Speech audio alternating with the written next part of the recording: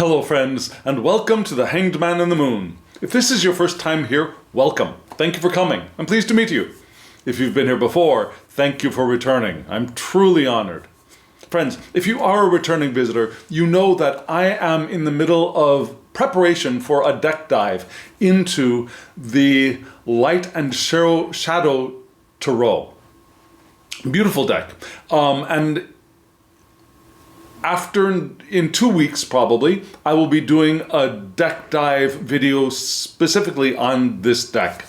But this week and next week, we're still working with it with spreads. So I've got a spread already laid out.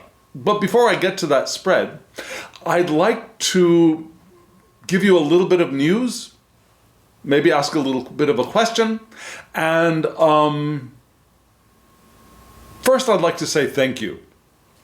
Thank you. Thank you for doing those things that you do, for hitting the thumbs up button. Thank you for subscribing to this channel. You are a blessing for not only me, for other people who, through your actions, are able to find us and join us, and our community grows. Thanks to you. And thank you to those of you who comment in the comment section below or beside. I don't know where it shows up for you, but thank you for doing those things. Now, the news. I have I can't give you a date, quite a while, at least a couple of years, been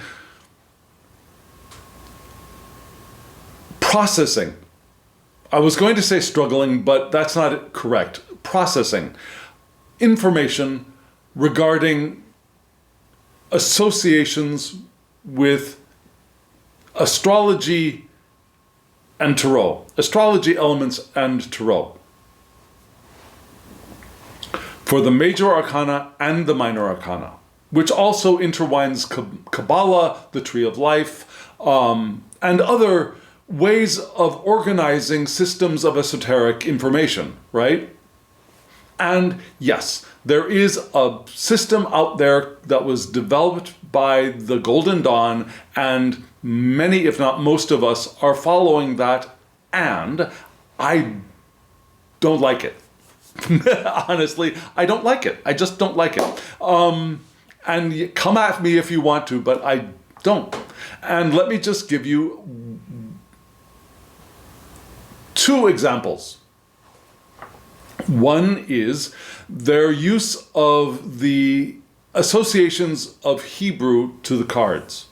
I'm not saying I think that associating the cards of the major arcana with the Hebrew alphabet is wrong by any means. I'm saying the way that they did it. Yeah? This is not the place to go into a deep dive of why I think there is a better way of approaching this, but let me tell you just a couple of really simple, basic reasons why I do not like the Golden Dawn system. Either the one that was followed by Arthur Waite, or the one that was tweaked by Aleister Crowley. And I'm not saying they're wrong, I'm just saying that I don't like it. And I don't think there is a right or a wrong to this. I think there are many possibilities, and there's not the right one. So I'm reorganizing things to fit how I understand things and what makes sense to me and what I think is probably more accurate historically. But again, why am I not so thrilled with the Golden Dawn? First is, card number 1 is the magician, not the fool. Tarot de Marseille realized that. The people before the Golden Dawn placed the fool at the end or even before the world. Does that make the Golden Dawn right? No. Does it make the Golden Dawn wrong? No. I'm just saying it doesn't make sense. The Fool card is an unnumbered card, originally. Okay? So, card number 1 is the magician. The number 1 in Hebrew is Aleph. Aleph equals 1. Not 0, not 22, but 1. So, for me, the appropriate association for the magician would be Aleph, not Bet. And so following card number 2, the High Priestess or the Popess would be Bet, not Gimel. Do you understand where I'm going with this? And then I want to go back and look at earlier recensions of the Sefer Yeserat, which associates Hebrew letters to planets, the zodiac, parts of the body, etc. Yes? The Golden Dawn also reformulated those associations. Don't know if you know that, but they did. Yeah? So, let's go into the minor arcana. What's irritating to me about the minor arcana associations? The first one that really bugs me is the use of the Chaldean system. Okay, why does that bug me? Everybody uses it, I know. It bugs me. For Tarot. Now, if we're looking at natal charts, the system of organizing decans and natal charts, and that's a whole different thing, right? Because really, when you look at a natal chart, a planet is where it's going to be, has nothing to do with associations with decans in... Okay, you could make associations, but let's focus on Tarot, because that's a whole other can of worms, yeah? So, we're looking at a really fixed system when we look at associating the astrological chart with Tarot. It's not like I was born on this, at this hour, on this date of this year, and the planets were in these positions, and it's different for me as the person who was born 3 hours later in the same place on the same day. Yeah? We're looking at a very fixed system. We're trying to associate the planets and the chart to a fixed, immobile set of cards. So, Chaldean system.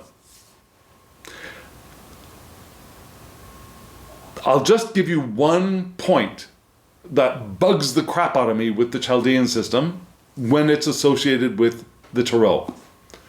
We say that, for example, the planet Venus is domiciled in Taurus. That's standard. Whether you follow the 7 planet lights in the sky, or you include all of the planets out to the one that is no longer called a planet, Pluto, doesn't matter which system you follow. Generally, we all agree that Venus is domiciled in Taurus. However, when you look at Taurus, those decans, Venus is not in any of them. Yeah? We say that Mercury is domiciled in Gemini. If you look at those decans, we have the first decan is Jupiter, the second decan is Mars, the third decan is the Sun. There is no Mercury. And then the one that bugs me the most, because my sun sign is Leo, and the Sun is domiciled in Leo. If you look at Leo in the Chaldean chart, there is Saturn, there is Jupiter, and there is, there's Pluto according to some systems, but there is no Sun. That bugs me. Yeah? I want the domiciled planets to be in the chart for that sign associated with those cards, right? I want at least one card in the cards associated with Leo to have the Sun associated with it, because that's where it lives. Yeah. Okay, and you might be saying, well, this is because of this, and this is because of that, and it's because of the other thing. I'm just telling you, it bugs me. And so I prefer a concurrent tradition of triplicities and with the traditional planets. So we take the planets for all the fire signs and we arrange them in all the fire signs. We take the planets for all the water signs and we arrange them in the water signs. You get it? So for me, for the tarot, that system makes so much more sense. And then when we get to the court cards, I prefer to have a zodiacal association with the court cards. So all of those things all wrapped together make my appreciation of the Golden Dawn's associations to be disfavorable. And so I'm working out my own. I was very greatly helped and taught by and assisted by Christine Payne Towler, the beautiful creator of the Tarot of the Holy Light. I was also assisted by working through the astrological associations of the Thoth Tarot, which are really blatant because they're printed right there on the cards. Yeah? And I'm not saying that the Thoth is wrong and I will never use it. And when I use the Thoth, I will use the associations on that deck. But I'm trying to work out my system for decks that are not so blatantly, this is what this card represents with the Zodiac. And if you're curious about that, if you want to know what I am developing for myself and how I got there and how it's going to work, let me know in the comments below and I will start a series on that. Yeah, I might even put a tab in the community tab. I might put a yes/no question. Do you want to see me do this work here on camera? So let me know if that's what you want. And I've pretty much got it all consolidated in my head. The last pieces really clicked into place for me actually last night, if you're curious. So I've got my system pretty much there. And now I'm going to start working with it off camera, unless you ask for me to start working with it on camera, in which case I might do something else. So let me know. Yes? Okay, so friends, I have a spread for us. Remember, last week's spread was all water, almost all water. We had one wand, we had one sword, right? No earth. So what do you think this week's spread is all about? What do you think this week's spread is going to focus on? Let me know in the comments below. Well, I'll also show it to you. So friends, let me show you this week's spread. I will show you what the placements of this spread are. I call this my Hermit spread because I created this spread with the inspiration of the Hermit card. Yes? And the Hermit card is number 9, so I decided to make it a 9-card spread. So I'll show you the slide that explains the spread, then I'll show you the spread, and then we'll start reading it. Are you all ready, friends? Here we go. Here is this week's Hermit spread.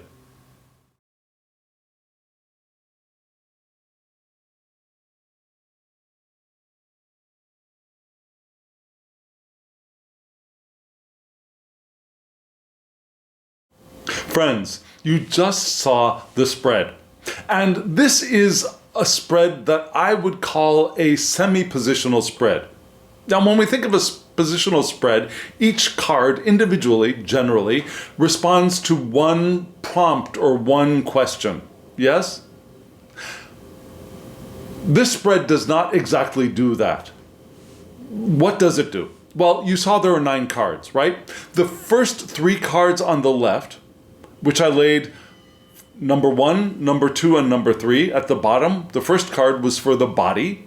The top card was the second for the mind. And the third card in the center is for the heart or the spirit or the soul.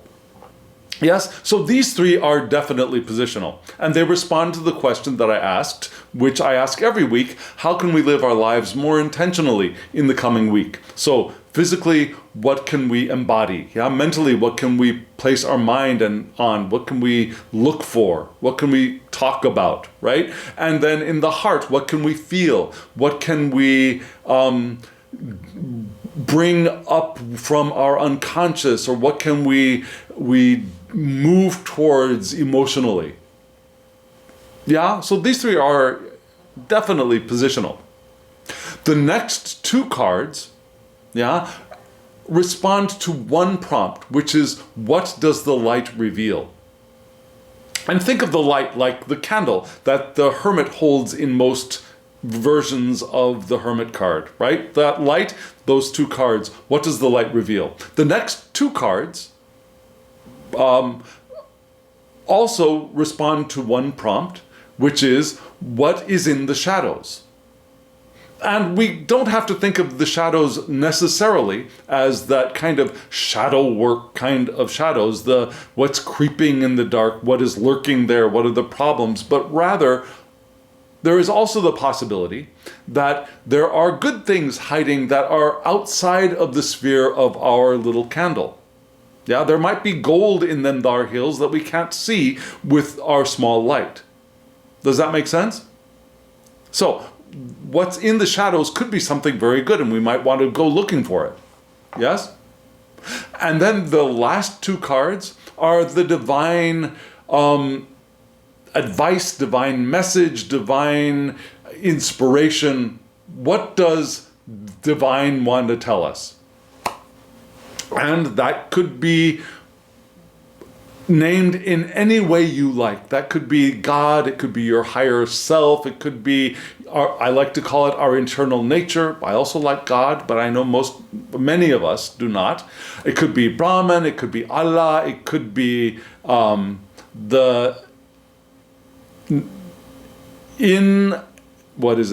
unable to be spoken, the unpronounceable name of the tetragram from the Torah. It could be anything you want to call it. The Great Mother, Gaia, Great Spirit, anything. But the divine, yes? Could even be your higher self, your guardian angel. Your choice. Yeah, but what does the divine want us to know? That's the last two cards. So, friends, you saw the spread. We mentioned this, I mentioned it earlier. Last week we were almost drowning in water. This week we are hopefully not buried in, but rather standing on a lot of earth, right? So just generally looking at the spread, we have how many? 1, 2, 3, 4. 4 out of 9 are earth elements. We have 1 cup for water. We have 1 wand for fire. And that's it, right? We have, so that's 4, 5, 6, 7, 8, 9. We have 3 major arcana cards. So very similar to last week, we had mostly water and 2 other elements, fire and air. This time we have all earth, which was missing last week, but we have 2 other elements, fire and water, which are elementally ill-dignified, but they're in very different parts of the spread, so that might be okay. Yes? So yeah, this is a very, very earthy suit. And I forgot to bring my table closer to me, so let me do that right now. This is a very, very earthy suit, earthy spread. This is a very earthy spread. And let's get diving into it. Friends, we start off with the body. Now, how can we live our lives more intentionally in the coming week? We start off with this very, very interesting Ace of Pentacles. Looks very different from from either the Smith-Waite or the Harris-Crowley. Some of these cards in the deck are very, very clearly a Smith-Waite spin-off, but some of them lean into a Thoth Harris-Crowley interpretation, and some of them don't do either. And this is one of the ones that I would say doesn't really do either. We've got these 5 beings there around this pentacle in the disc, right? It's interesting. I'm not quite sure what to make of those 5 beings there around that pentacle.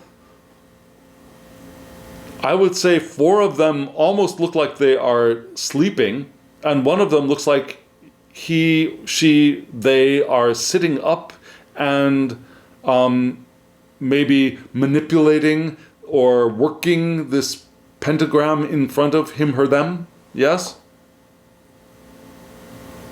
So, okay, so I just said working, right? And Earth is a suit of, Earth associated with pentacles is a suit of, or an element of work and health and the body, yeah? So it's very appropriate to have the Ace of Pentacles there in the body part of the spread. And what is that? It's new financial or career opportunities. It could be a more broader new opportunity for work or for some things to do, or maybe new opportunities for new resources. Yes? It could be manifestation, the beginnings of bringing things into their physical form, because this is the beginning of that series of 10 cards in the Pentacle suit, in the Earth suit. It can be abundance, but the beginnings of abundance, right? It's not the full-on legacy inheritance of the 10 of Pentacles, but rather the beginnings, the seed of abundance. And Crowley calls these the root of, right? The root of Earth, the root of the power of Earth.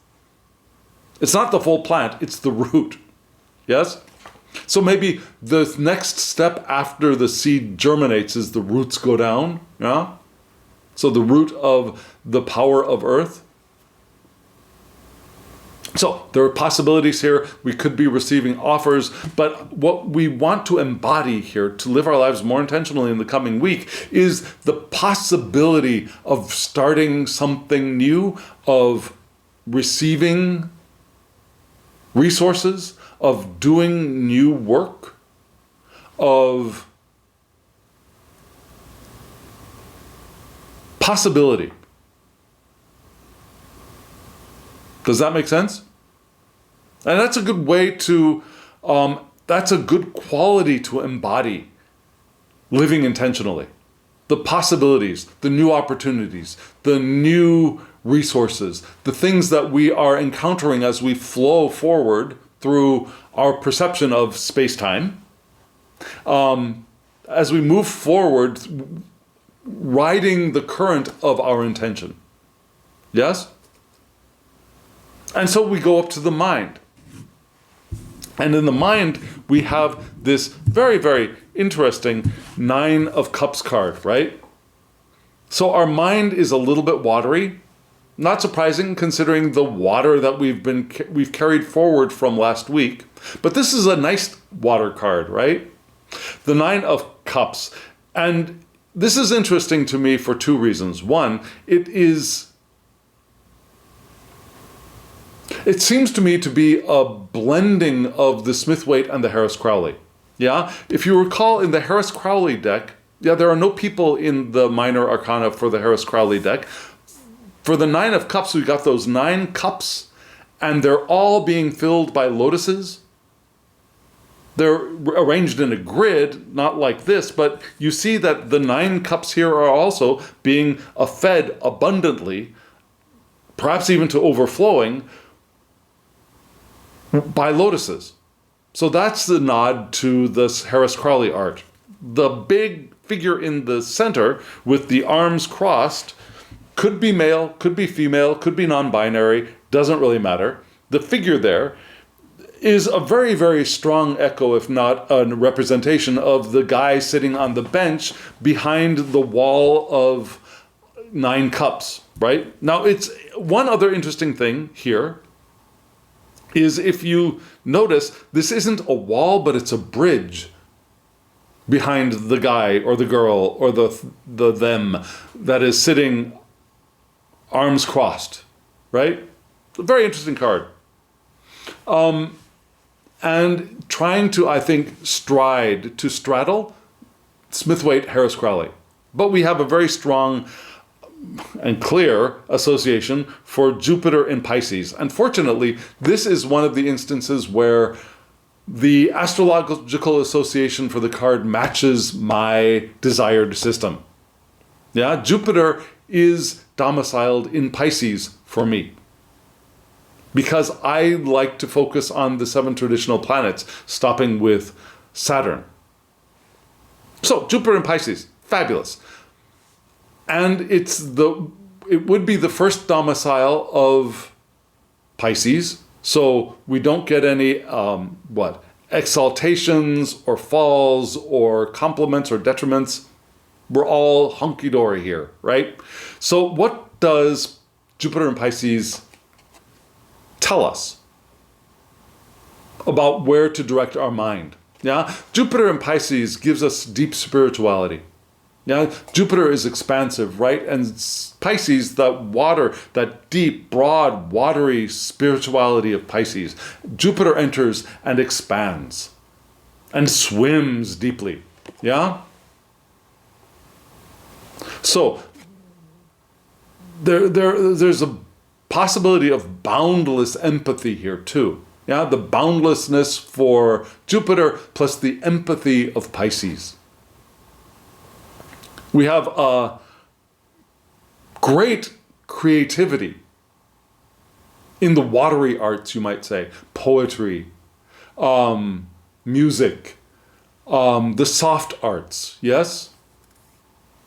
Growth through inspiration is possible here, through faith and through service, through imagination as well. Yeah, so we grow through our imagination, through our faith, Piscean faith, and our Piscean service to others.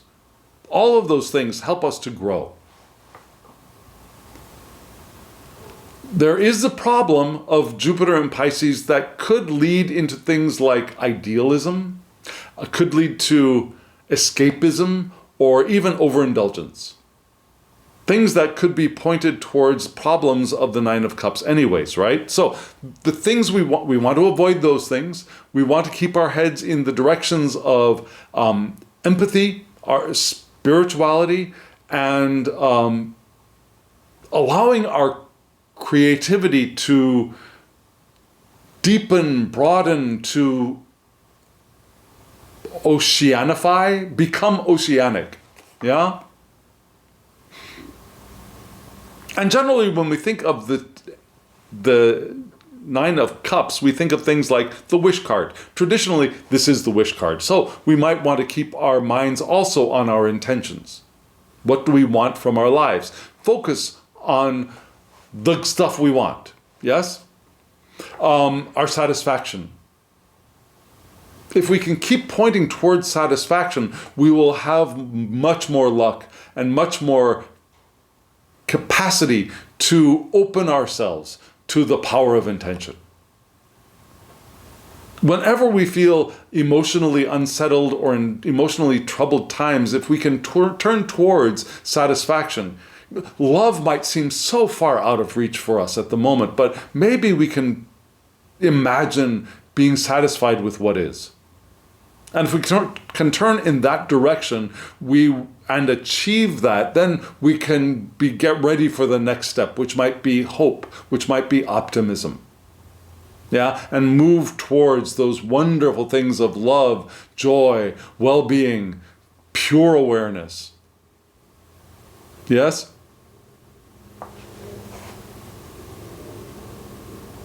So, finding ways to be comfortable, be satisfied, giving our attention to what we want, opening ourselves to those Piscean qualities of spirituality, of creativity, and expansion through imagination, a very good tool for living life intentionally. Our faith, a very good tool for living life intentionally, as well as service to other. That's where we want to put our mind. And if we serve others, we might find that there are more opportunities, Ace of Pentacles, in the body. Yes? So where is our heart pointing us towards? And interestingly, the heart is pointing towards the Lover card, which was here last week, if you recall. Yeah? Last week, we had the Lover card in a different position. And they are back again. Lovely card. And this card isn't exactly the Harris Crowley interpretation, but this card to me is Harris Crowley with a kiss of Terre de Marseille, because we have the Cupid. Do you see the Cupid in the upper right-hand corner of this card? Little Cupid up there. Yeah, but we have the Black King and the White Queen, as opposed, instead of the Red King and the White Queen, we have the Black King and the White Queen. But we can read the same symbol into that because this is a black and white deck. And did you know this? But red shows up as black when you photograph in black and white. So it could be the Red King just showing up as black because this is a black and white deck. Just saying. So we also have the two children beneath, right? Just like the Harris Crowley deck. Yeah, and the white child is on the side of the black adult, and the black child or the red child is on the side of the white female. Very, very Crowley-esque. But because on this card we don't have the association printed for the Golden Dawn, I'm going to go my way. And my way for the lover card is Taurus, which is the domicile of Venus. And it's interesting because we're going to get Taurus coming back again later in the spread. Keep your eyes open for that. Yes? So Taurus. Why is Taurus here? Because the lover card for me is associated with the Hebrew letter Vav. Yod He Vav He. It's the second active letter in the tetragram. Yes? And Vav is what? Vav is a line, but it represents a hook or a spear. It's a tent peg. It's something that can attach one thing to another thing. Think the two people attaching themselves to each other in this card. Yeah? Or adding something to another thing. Now we fall in love. We add another person to our lives. And we add ourselves to their lives. Yes? Now, because we have the Hebrew letter Vav, we also have the rune, because I also like it to associate the runes, Kanaz, which kind of looks like the lantern of the hermit, right? Which is right next to this line of 3 cards. And the Kanaz rune is a symbol for enlightenment. It's a symbol for revelations, for inspiration, for wisdom, for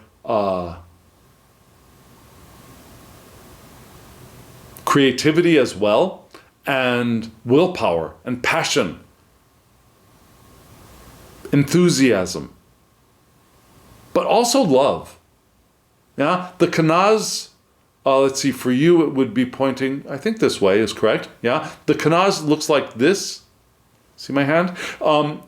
Is a symbol also for love, which matches very nicely the lover card here. And remember that Taurus is what? It's a sensual sign, as well as being a stubborn sign. Yes? Taurans love the sensual qualities of the environment. They love good food. They love beautiful design. They love to be in beautiful spaces. They love the beauty of nature. They love taking their time. That's why they look stubborn, because they take their time. No one's going to rush them to do things. They want to enjoy the experience of being here in their bodies. A very Venusian, because Venus is domiciled there, a Venusian quality, right? And Venus, relationships, love, the lover card makes absolute sense to me. So this is the card of love. This is the card of harmony. This is the card of relationships and passion. Yes? Partnerships. Also, our values and being in alignment with those values are important here. So that's where we want our heart to be. We want our heart to be in the sensual pleasures, yes? In adding other things to our lives, or adding ourselves to other things. To allowing our hearts to enlighten. Yeah? To point towards love, to rediscover our passion for living and for enjoying the world around us and for falling in love with life as well as other people. And that's a big ask, I know. But I think if we can open ourselves to the opportunities and the possibilities of in our lives to incarnate those qualities, as we keep our minds focused on and pointed towards satisfaction and our wishes, what we want, our intentions, right? Empathy, our spiritual depth, our growth with imagination, faith, and service to other, that will open our hearts to be able to do that Toran love quality, which is enlightening, and it increases our wisdom and our inspiration and our possibility of receiving revelation. Yes? So, that's us in the coming week. That is how we can live our lives more intentionally. And now we've got the 2 cards for the candle. We have these cards. We start off with the 3 of Pentacles on top and the star below. And so let's start off with the 3 of Pentacles, the card on top. And we can see that this card is very much like the Smith-Waite representation minus 2 people. Now we've only got the worker there with the ladder and the hammer. We've got the 3 pentacles up on a wall. They've got a chisel in the hand. We've got an architect or a worker or a mason or somebody doing work on a building. Very much an echo of the Smith-Waite representation, right? See all those tools in his belt? That's all really, really cool. But I don't know if you can see this clearly. This card is associated with Mars in Capricorn. Yes, Mars in Capricorn, which is okay for me. Yes, why? Because though Mars for me is domiciled in a fire sign, Aries, and a water sign, Scorpio, Mars is also exalted in Capricorn. So Mars is very, very happy here. Yes? Mars has its exaltation in Capricorn. So what does that mean for this card? It means that Mars, the power of Mars and the work ethic of of Capricorn, when they meet, we have somebody who is powerful, who is disciplined, who is ambitious, very Capricornian things, right? They have the drive for achievement. And there's this raw energy that meets the order of the earth. The raw energy of Mars, not Aries, Mars. Mars meets the order and organization of the earth, and those combine to give us power. Yes? There's a strategic focus of Aries and Capricorn. There's immense persistence to Mars in Capricorn. Yeah? Capricorn is persistent, but you add that power of Mars there behind Capricorn, and it is immense persistence. And there's a mastery over the goals of Mars in Capricorn as well. So we've got all of that power there in the light shining forth for us. So we have the idea of sustainable success through persistence and hard work. And if we think of this, through hard work is an echo of the Thoth title for this card, which is work, right? In the general associations of the Smith-Waite deck for the Three of Pentacles, we think of cooperation, working together, but it's more the togetherness that we focus on. But this is the work experience of the Three of Pentacles. So, yes, collaboration, teamwork, sure. Learning, sure. Implementation of plans, yeah. Maybe receiving some recognition is possible. Maybe being endorsed by other people is possible. But I think really we're energizing our plans here in the light. We're being persistent. Not bitchy, but persistent, yeah? We are strategic and focused. I think those qualities are what the light is revealing for us here in this spread. Our focus to detail, to attention, to moving forward, to being disciplined, to and the idea of being disciplined for many, I think, has the flavor of a trap, being imprisoned. But there's another way of looking at discipline. The discipline of knowing what you're going to do and doing it, and then making a new plan, a new choice, a new next step, and then doing that next step. Yes? That doesn't have to be a trap. So, the light is showing us that what we want is this focus, this determination, this persistence, this discipline, powerful discipline. And right beneath that, we've got supporting it something very enlightened, right? The Star card. We saw this card last week. Beautiful, beautiful card. And I still haven't placed this. It's got a little bit of the the Thoth Harris Crowley image, a little bit with that starry background and this kind of swirls, but it's not quite the Harris Crowley, and it's not really the naked lady kneeling on the ground with the two vessels pouring water out either. It's something of its own, I would say. But it's a beautiful card. The star is above him, her, them. He, her, they are holding a ball of power, you could say. It could be a star. Beautiful, beautiful card. Radiant.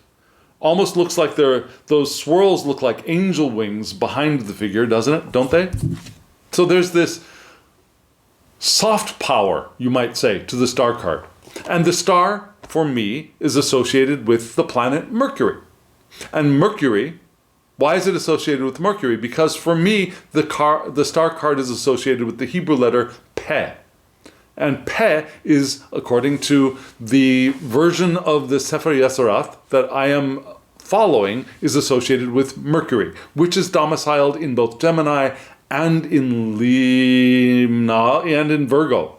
Sorry, Gemini and Virgo. So we've got a little bit of Earth there too, right? Mercury in Virgo strengthens the earthiness of the and the embodiment of the star card. And Gemini gives it that vibrant mental activity. Yes? The messenger of the gods, being Mercury. So, let's talk about Peh. Peh is what? It's the mouth. It's speaking. It's speaking things into existence. It's speech and the power of words. Remember, Om for the Hindu. God said for the Hebrew, Judeo-Christian tradition, God said, let there be light. It's a speaking of things into existence, right? A sound, a speaking, a word, the logos, is here in this card with Peh. And we also have the association with the rune Tiwaz, which is a line with a little diagonal line across the center, but that is the symbol for the great god Tyr. And the great god Tyr is the one who sacrificed his hand to a wolf to save the other gods. So the great god Tyr, and I don't know why now that phrase, I can't just say Tyr, I've got to say the great god Tyr, is stuck in my head, is the god of sacrifices to save others, right? So it's justice. But it's also the authority that comes from sacrifice. And if we imagine that the star figure is the one who has suffered through the destruction of the tower and has come out the other side, there is that sacrifice of having gone through that experience. Yes? So self-sacrifice and success. It's not just self-sacrifice. I will sacrifice myself so that you will survive. It's self-sacrifice for success is what Tiwaz teaches us. Which is interesting for this card, which is, I think, generally watered down by a lot of us. Now we think of, I'm going to show you my impression of some people's take of the star card. It's hope, it's faith, it's optimism. And sure, yes, it's those things, but to me, it's not, it's hope. It's hope. It's faith. Faith is a very powerful thing. Optimism is a powerful thing. It's not stupidity. It's not, Pollyanna. It's not rose-colored glasses. It's a powerful tool of living life intentionally. So, hope, faith, and optimism are powers. If we can understand those things appropriately, I think. Purpose, renewal are part of the star card as well, right? So these things support the focus and determination and the discipline and ambition of the three of coins above it.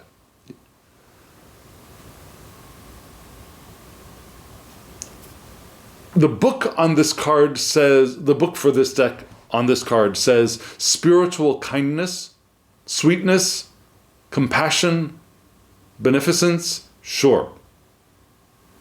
And that echoes a little bit the Nine of Cups that we had just before this, yes? But I think in this part of supporting the Three of Pentacles, we want to appreciate the power that rests within Mercury in the star. With organization of Virgo and the quick wits of Gemini, sacrificing self for success, for justice, with our authority, with purpose. Yes? Rising from our own renewal. Does that make sense? So, what's lurking in the shadows? We've got two cards for that. We have the King of Pentacles and we have the Two of Pentacles. More earth out there in the shadows. Okay, so before we read this together, your first impression, what do you think? Is that a diamond in the shadows or is it a monster in the shadows? What comes up for you when I say the King of Pentacles and the Two of Pentacles? I see opportunity. Yes? We'll start with the King of Pentacles. Beautiful card. Vaguely reminiscent of the Tau de Marseille and the Thoth deck. Yes? The King, which would be the Knight in the Thoth deck. Because remember, in this deck, instead of having knights and princes for the two males, we have the king and the prince. So, the king, the knight, same to me, for this deck.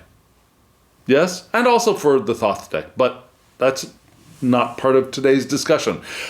We've got the king on the horse with the pentacle on his back, with the antlers on his head. We got the horse looking a little bit irritated, if you ask me.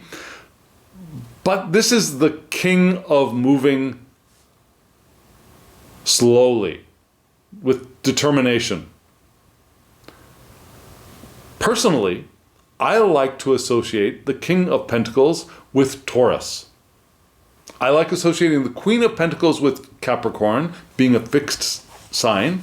I like associating the Knight or the Prince with, not Venus, Virgo, being a mutable sign. Mutable is something that cleans up and gets ready to move forward, right? That's a very knightly thing to me to do. So then the kings would be the fixed ones, the ones who are enthroned and stable and fixed. Yes? So fixed earth is Taurus. Remember, we had Taurus in the Lover card. So that Tauran quality is emphasized here. And this is the king of wealth, sure, of leadership in our working lives, security and discipline. Remember, we had discipline in the Three of Pentacles. Abundance is available to him, her, them. Because remember, these court cards are not necessarily reflections of our individual gender. Yeah, I being a male identifying person male identifying person in a male body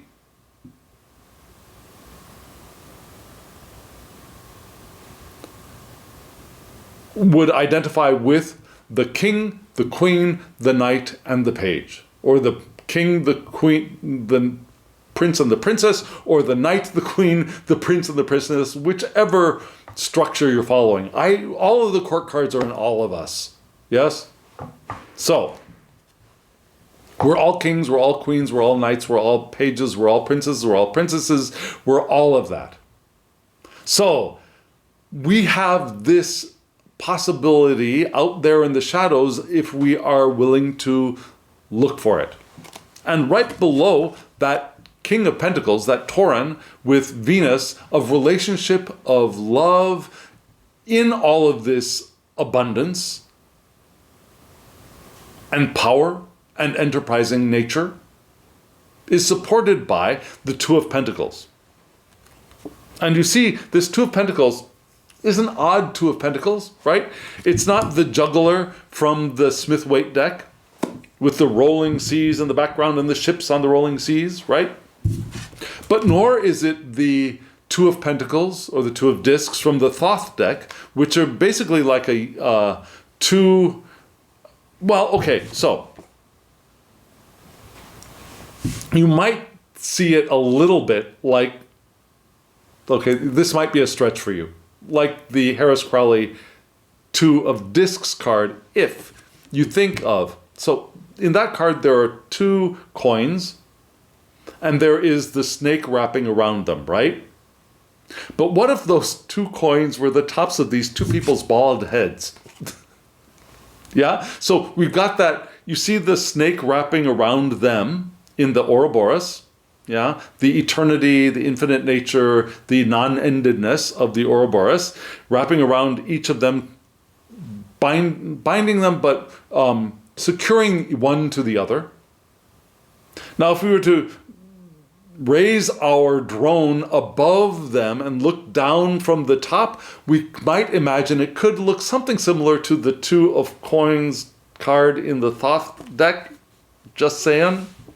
But anyways, so we got these two figures. Yeah, black and white, echoing the black and white figure of the Lover card. The Lover's card, I should say. The Lover card is more Terre de Marseille. But of course, it could be white and red, because red turns black if you go black and white. So anyways, whether that figure is black or red, both are perfectly beautiful. We have Jupiter in Capricorn. Now, Jupiter in Capricorn is not my favorite placement. For two reasons. One, Jupiter for me belongs in either a water card when it is in Pisces, or in a fire card when it is in Sagittarius. But here we've got Jupiter in Capricorn.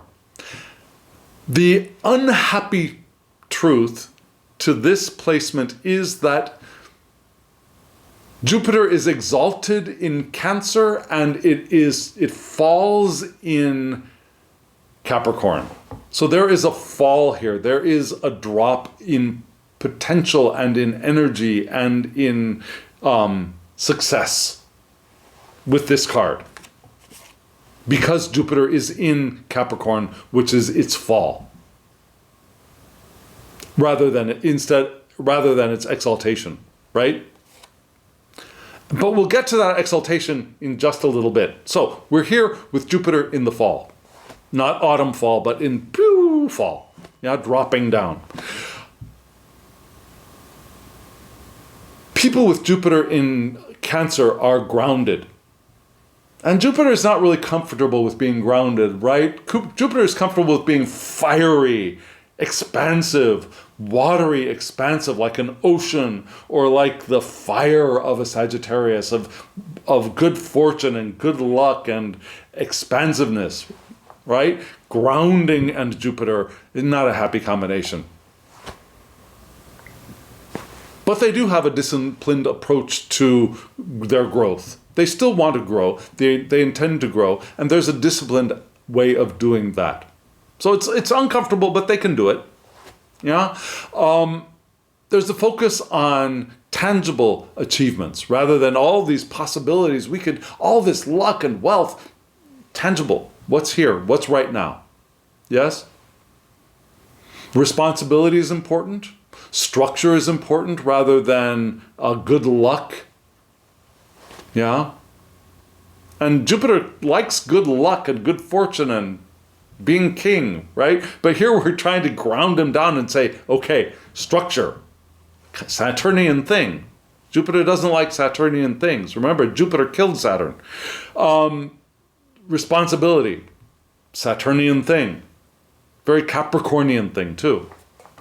So Jupiter in its fall, the expansion is tempered by the Earth, by realism, by hard work,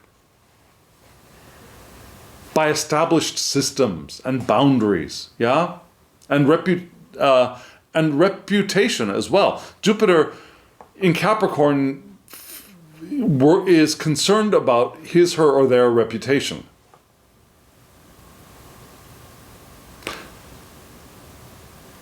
But Jupiter can still lead to success and leadership and planning and working with integrity, but it's just not as fun. Yeah, that's why it's in its fall. It's not the exuberance of its exaltation, it's down here in its fall with having to do the hard work. With perseverance, with duty, with playing by rules, the Saturnian things. And it's fortune through effort. You get the stuff, but you got to work for it, which is two of Pentacles' thing here, supporting the King of Pentacles. So again, we've got success, but we've got to do the work. We've got to have the discipline. We've got to do the work. And that might be the title of this week's video, satisfaction, but you've got to do the work. Yeah? So when we generally think of the Two of Pentacles, we think of multiple priorities, of balancing things, time management. And time management could be part of this because you got to do the work, right? Prioritizing things, making a list, I'll do this thing and then this thing and then this thing, making prioritized lists. If you can multitask, I'm a horrible multitasker, but if you can multitask, do it, but do it with focus, with determination, with clarity, with precision. If you've got to do some juggling, do it carefully.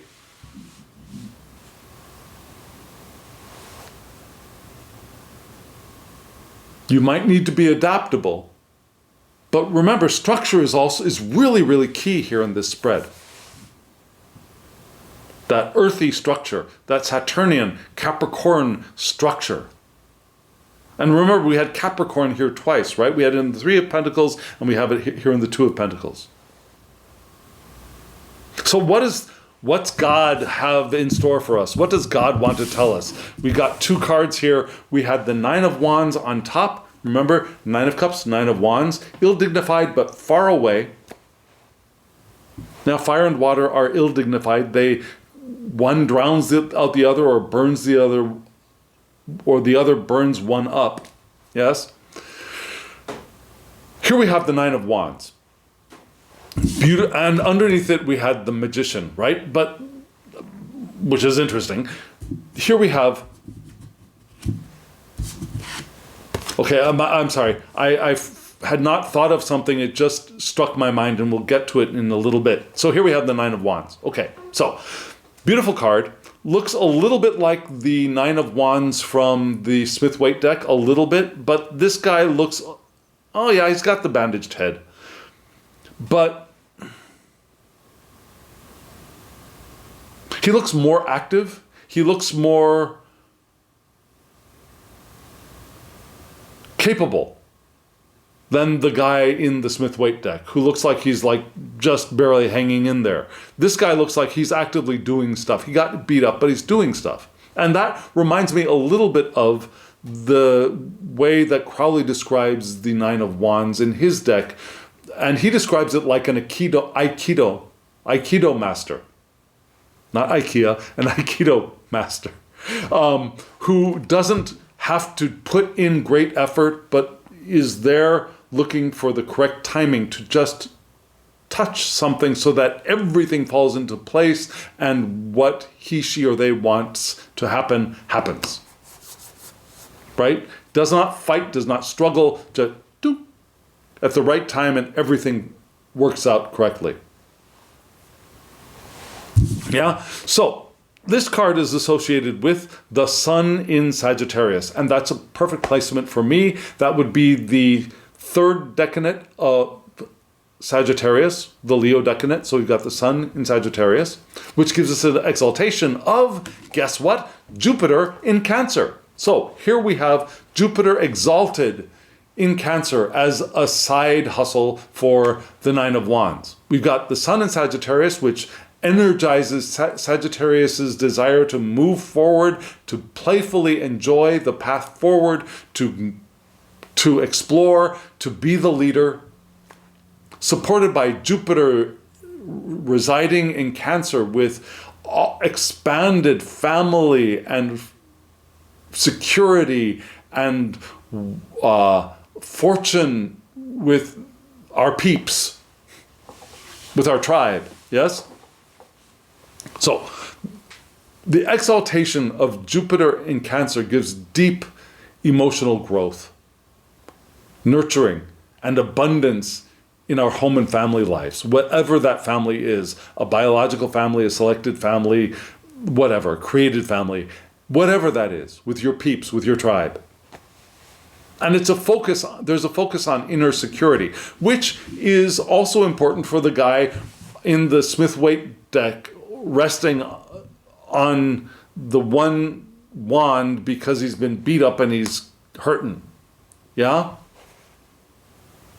Focus on inner security. If we can get ourselves feeling secure, we will have the greater possibility. We will have greater possibility of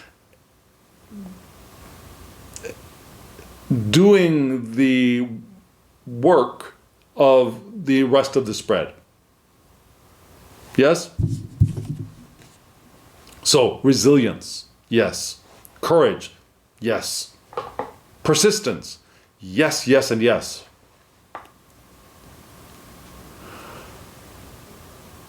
Protectiveness, not so much necessary, I don't think. Setting boundaries, not so much necessary. Not so much. Yes, structure, rules, some boundaries, yes, but not to keep other people out, but to keep things structured in an earthy kind of way.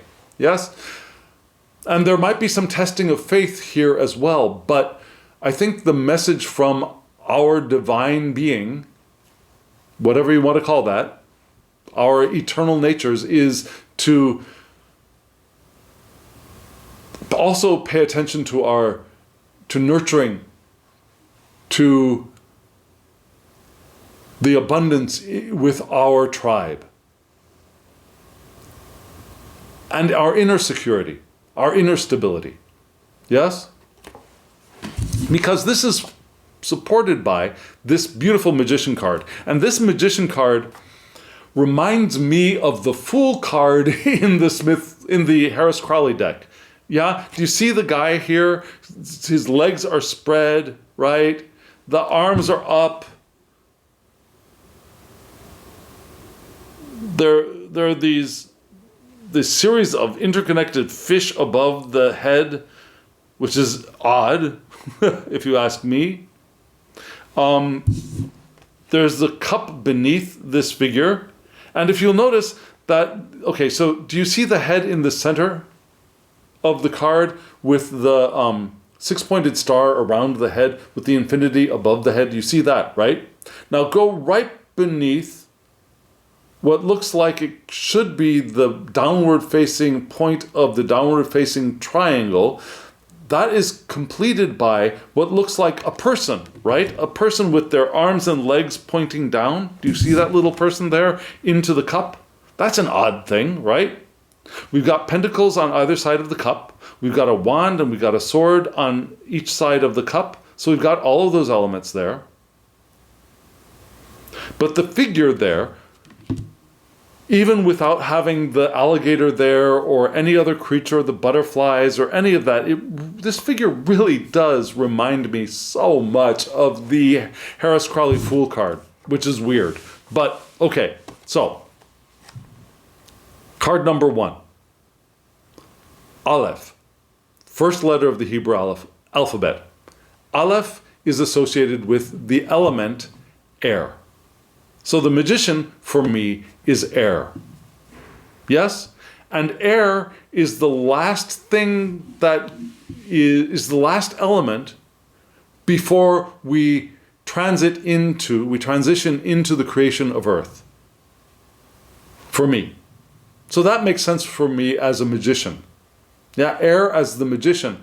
We speak things into creation. Remember, we had that in the star card, right? Pe, the mouth, speaking things into creation. Air, speaking things, communicating things into creation. The word of creation is an air thing, yes? That makes sense for me for the magician. And Aleph is what? Aleph is oneness. It's unity. It's everything. The one is the monad, which is everything, right? And it's the everything, the infinite potential of the one, of the magician.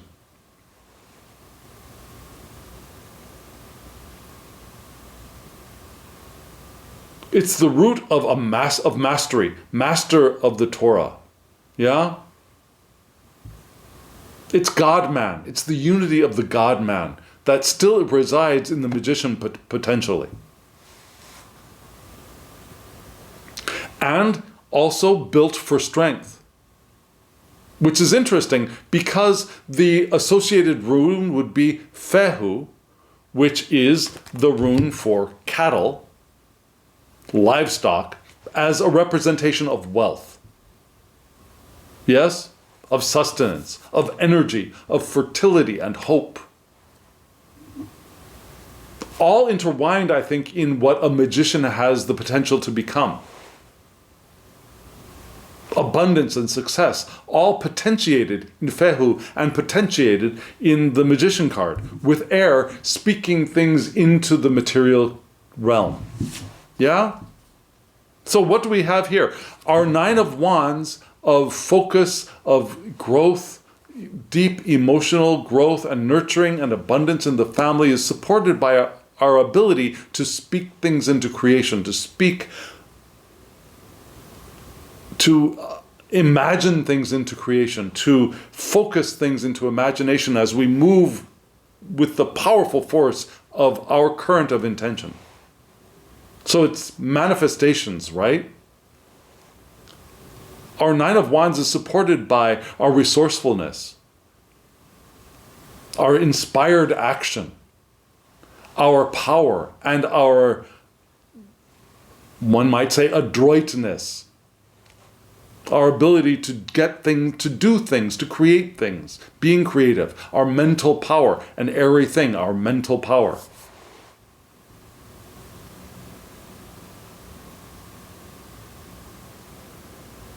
Yeah? So hope, but do the work, knowing that we're supported by our great ability. And yes, we did have a little bit of a, what? A tricky bit,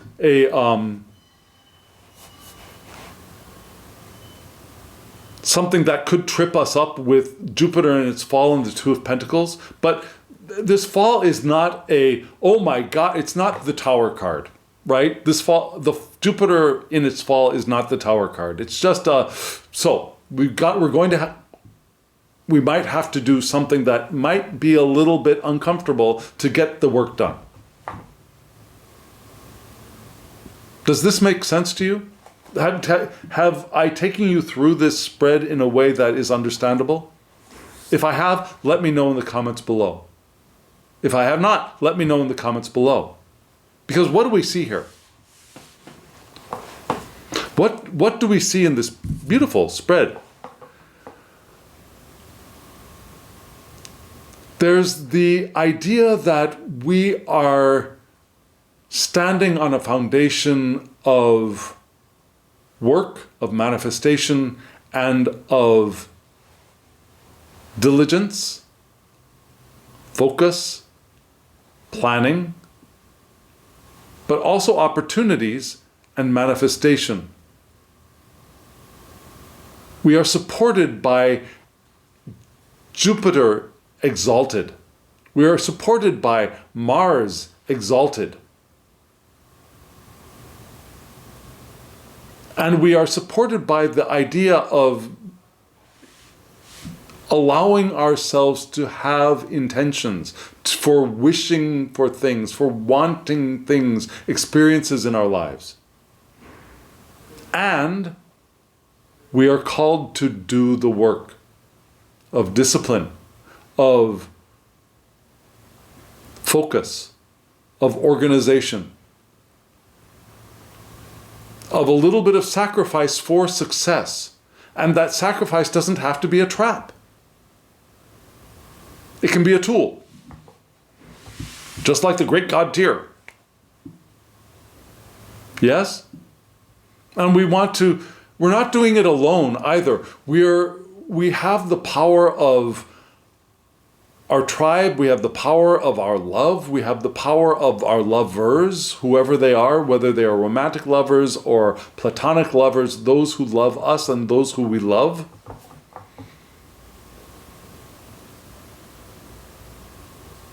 We have hope and the ability to speak things into creation. Supporting our work and our feeling of security and growth and nurturing and abundance.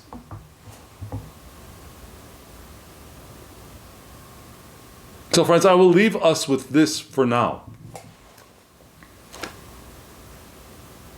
If you want a reading from me, the QR code and the web address for my online tarot shop will appear before your eyes. Also remember, if you want me to dive into my consolidation of information into a system that works for me for associating elements and zodiac and Hebrew letters and runes to the tarot, if you want me to do a series on that, let me know in the comments below. Or I might, like I said, I think I'll try and put a thing up there in the community tab.